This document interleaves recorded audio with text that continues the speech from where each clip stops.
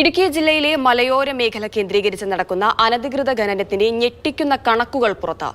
4 താലൂക്കുകളിലായി 64 ഇടത്താണ് അനധികൃതമായി സർക്കാർ ഭൂമിയിൽ നിന്നടക്കം പാറ പൊട്ടിച്ച് കടത്തിയത്.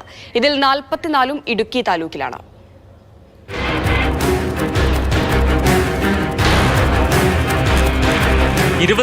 അനധികൃത ഖനനം സംബന്ധിച്ച വിവരം നേരത്തെ പുറത്തു വന്നിരുന്നു. എന്നാൽ ഇത് മഞ്ഞുമലയുടെ അഗ്രം മാത്രമാണെന്നാണ് പുറത്തുവരുന്ന കണക്കുകൾ വ്യക്തമാക്കുന്നത്.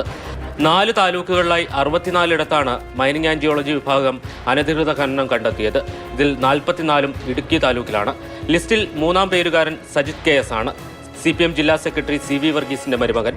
സർക്കാർ ഭൂമിയിൽ നിന്നാണ് റോഡ് നിർമ്മാണത്തിന്റെ മറവിൽ ഇയാൾ പാറ പൊട്ടിച്ചു കടത്തിയത്.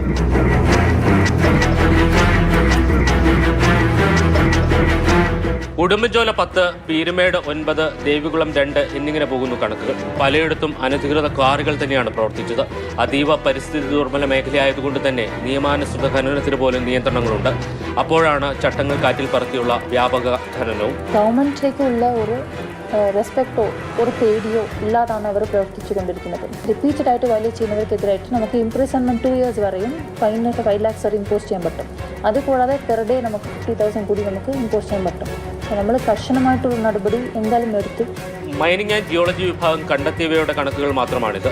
റിപ്പോർട്ട് ചെയ്യാത്തവ ഇതിലും ഏറെ വരും. അനധികൃത ഖനനങ്ങൾക്ക് റവന്യൂ പോലീസ് ഉദ്യോഗസ്ഥരുടെ ഒത്താശയുണ്ടെന്നാണ് ആരോപണം.